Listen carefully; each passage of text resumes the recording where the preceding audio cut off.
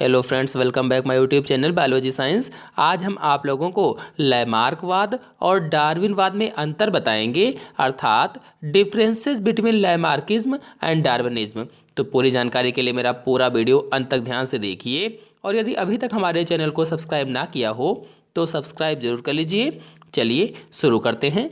पहला अंतर है, लैमार्कवाद के अनुसार जैव विकास जिन कारणों से होता है वह हैं वातावरण का प्रभाव, अंगों का उपयोग अनुपयोग, उपार्जित लक्षणों की वंशागति। यानी लैमार्क ने बताया कि जीवों का विकास वातावरण के प्रभाव पर निर्भर करता है, अंगों का उपयोग या अनुपयोग पर निर्भर करता है, और उपार्जित लक्षणों की वंशागति यानी जो जीव ने लक्षण विकसित कर लिए हैं उन लक्षणों का एक पीढ़ी से दूसरी पीढ़ी में जाकर जीवों का विकास होता है। जबकि डार्विनवाद के अनुसार जैव विकास जिन कारणों पर निर्भर करता है वह हैं प्रचुर संतानोत्पत्ति के फलस्वरूप जीवन संघर्ष, विभिन्नताएं और इनकी वंशागति, तथा प्राकृतिक चयन और अनुकूलन से जीवों का विकास होता है। अर्थात डार्विन के अनुसार जब अधिक संतानें उत्पन्न होती हैं तो उनमें जीवन संघर्ष होता है। जो सफल रहता है वो जीता है, बाकी मर जाते हैं या समाप्त हो जाते हैं। और जो जीवों में वेरिएशंस आती हैं या विभिन्नताएं आती हैं वे एक पीढ़ी से दूसरी पीढ़ी में जाती हैं या वंशागति होती हैं।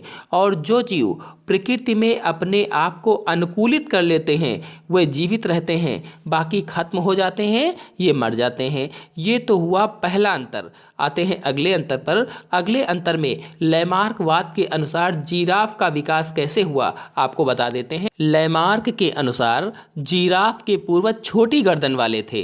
वातावरण बदल जाने से भोजन की कमी हो गई। भोजन प्राप्त करने के लिए अगले पैरों और गर्दन की पेशियों पर खिंचाव उत्पन्न हुआ। जैसा कि आप चित्र में देख रहे हैं, लैमार्क ने बताया था कि जिराफ के पूर्वज छोटी गर्दन वाले व छोटे कद के थे। ऊंचे ऊंचे वृक्षों की पत्तियों तक पहुंचने के लिए वे अपनी गर्दन को ऊपर खींचते थे तथा अगली टांगों को उचका उचका कर वे पत्तियों तक पहुंचने की कोशिश करते थे।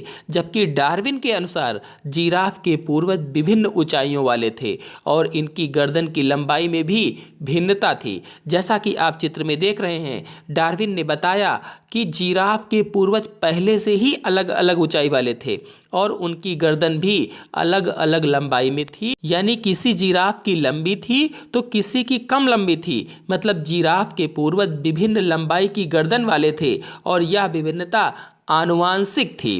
फिर लैमार्क ने बताया कि भोजन प्राप्त करने के लिए गर्दन तथा अगली टांगों पर लगातार खिंचाव के कारण पीढ़ी दर पीढ़ी इनकी लंबाई बढ़ती गई। जैसा कि आप चित्र में देख रहे हैं, लैमार्क ने बताया कि लंबे वृक्षों से भोजन प्राप्त करने के लिए लगातार खिंचाव के कारण अगली पीढ़ी की संतानें कुछ लंबी गर्दन वाली बन गईं। मतलब लैमार्क का कहना था कि जब ये लंबे लंबे वृक्षों की पत्तियों को खाते थे, भोजन प्राप्त करते थे या भोजन प्राप्त करने के लिए टांगों को उचकाते थे और गर्दन का खिंचाव करते थे, तो इसी वजह से इनकी संतानों में भी धीरे धीरे लंबी टांगों और लंबी गर्दन वाली संतानें उत्पन्न होने लगीं। जबकि डार्विन के अनुसार जीवन संघर्ष के फलस्वरूप छोटी गर्दन वाले जिराफ नष्ट हो गए तथा लंबी गर्दन वाले जिराफ वातावरण के अनुकूल होने के कारण जीवित रह गए। जैसा कि आप चित्र में देख रहे हैं, डार्विन ने बताया कि भोजन के लिए प्रतियोगिता और जीवन संघर्ष के कारण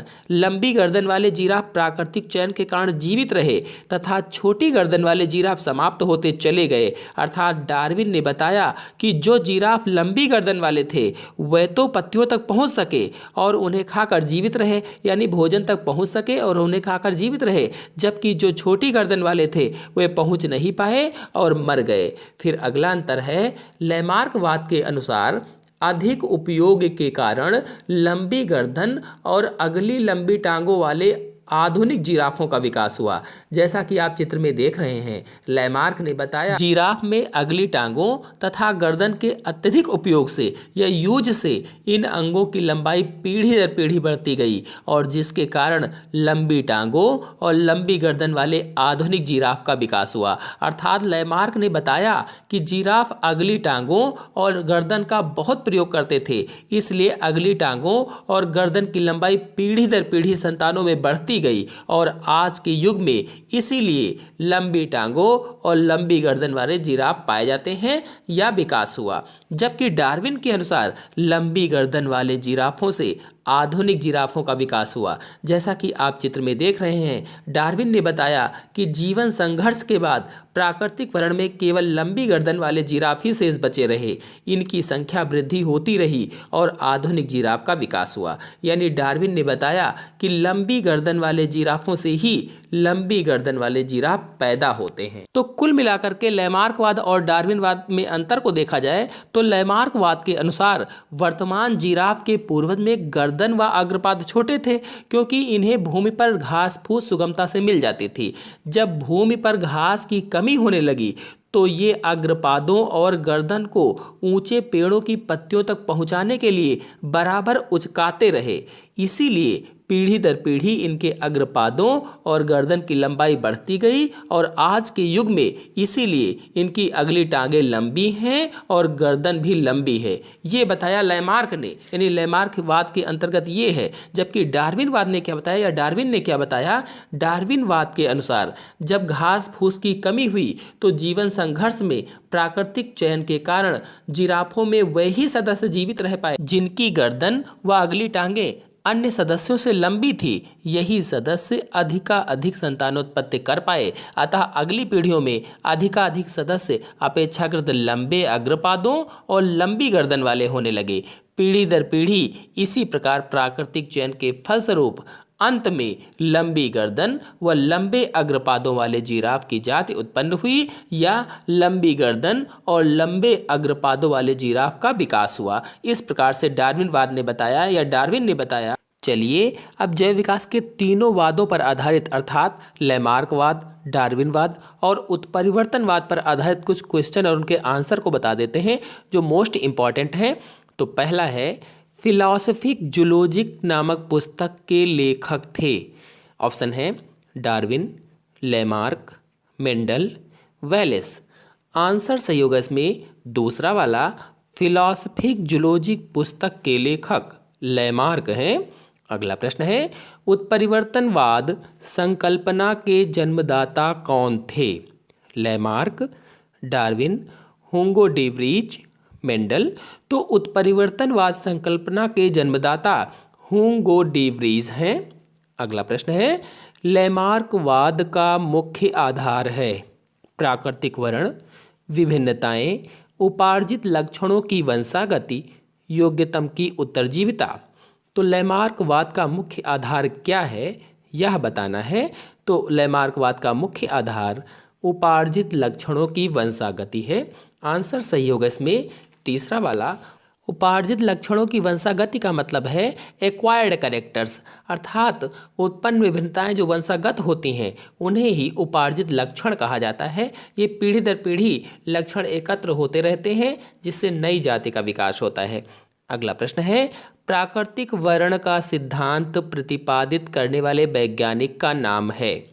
प्राकृतिक वर्ण का सिद्धांत प्रतिपादित करने वाले वैज्ञानिक का नाम Darwin, Lamarck, Hugo de Vries, Mendel. तो प्राकृतिक वर्ण का सिद्धांत वैज्ञानिक चार्ल्स डार्विन ने प्रतिपादित किया था। इनका पूरा नाम चार्ल्स रॉबर्ट डार्विन है। ये बचपन से ही प्रकृति में रुचि रखते थे और 22 वर्ष की आयु में 1831 में इंग्लैंड के विश्व सर्वेक्षण जहाज पर विश्व भ्रमण का अवसर इनको प्राप्त हुआ था और 5 वर्षों तक डार्विन ने अनेक द्वीपों, महाद्वीपों और विभिन्न प्रकार के जीव जंतुओं, जीवाश्म, चट्टानों आदि के नमूनों को एकत्र किया था और उन पर अध्ययन किया और अध्ययन करने के बाद इन्होंने सिद्धांत प्रतिपादित किया, यानी डार्विनवाद का सिद्धांत प्रतिपादित किया था। अगला प्रश्न है, जीन में अचानक परिवर्तन को कहते हैं उत्परिवर्तन, विकास, संश्लेषण, नामांकन। तो जीन में अचानक परिवर्तन को उत्परिवर्तन कहा जाता है या म्यूटेशंस कहा जाता है अंग्रेजी में। फिर अगला प्रश्न है, उत्परिवर्तन का कारण है जीन परिवर्तन, जीवन संघर्ष, उद्विकास, प्राकृतिक चयन। तो आंसर सही होगा इसमें पहला वाला, उत्परिवर्तन का कारण जीन परिवर्तन होता है, यानी जीन परिवर्तन ही उत्परिवर्तन होता है। उत्परिवर्तन किसे कहते हैं आपको बता देते हैं। लक्षणों में यानी जीवों के लक्षणों में अचानक होने वाले परिवर्तन ही उत्परिवर्तन कहलाते हैं, अर्थात लक्षणों में आकस्मिक रूप से होने वाली वंशागत भिन्नताओं को ही उत्परिवर्तन या म्यूटेशंस कहा जाता है। और उत्परिवर्तनवाद दिया किसने? तो हुंगो डी व्रीज ने दिया था। फिर अगला प्रश्न है, जीवों में विभिन्नताएं उत्पन्न होती हैं वृद्धि या कायिक जनन द्वारा, अलैंगिक जनन द्वारा, लैंगिक जनन द्वारा, बीजाणु निर्माण द्वारा। तो आंसर इसमें सही होगा तीसरा वाला, जीवों में विभिन्नताएं लैंगिक जनन द्वारा उत्पन्न होती हैं या सेक्सुअल रिप्रोडक्शन के द्वारा जीवों में विभिन्नताएं या वेरिएशंस आती हैं। तो इस प्रकार से आज मैंने आप लोगों को लैमार्कवाद और डार्विनवाद में मुख्य रूप से अंतर बताए तथा जैव विकास के तीनों वाद, लैमार्कवाद, डार्विनवाद और उत्परिवर्तनवाद पर कुछ मोस्ट इम्पॉर्टेंट क्वेश्चन और उनके आंसर को बताया। आशा है आप लोगों को आज का वीडियो अच्छी तरह से समझ में आ गया होगा। तो आज के अंक में इतना ही। अगले अंक की जानकारी के लिए मेरे चैनल को सब्सक्राइब कर लीजिए और साथ में बेल आइकन को भी प्रेस कर लीजिए ताकि आने वाले अगले वीडियो की नोटिफिकेशन भी, उसकी जानकारी भी आपको सबसे पहले प्राप्त हो जाए। धन्यवाद।